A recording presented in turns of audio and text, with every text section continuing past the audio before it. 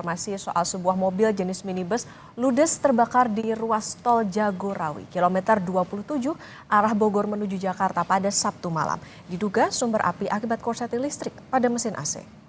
Allah, mobil kebakaran. Demi Allah ini mobil kebakaran. Nih aku kirim videonya ya. Kebakaran. Ya, dadah. Sempurna ini bang. Video rekaman warga memperlihatkan detik-detik terjadinya kebakaran hebat sebuah mobil di ruas tol Jagorawi, kilometer 27 pada Sabtu malam. Diduga sumber api akibat korsleting listrik pada mesin AC mobil tersebut. Kemudian api dengan cepat membesar dan membakar seluruh mobil. Sopir berhasil menyelamatkan diri. Tidak ada korban jiwa dalam peristiwa ini. Api dapat dipadamkan setelah petugas berjibaku memadamkan api selama 45 menit dengan menerjunkan 2 unit mobil pemadam dari sektor Bogor Indo Citerep dan sektor Babakan Madang.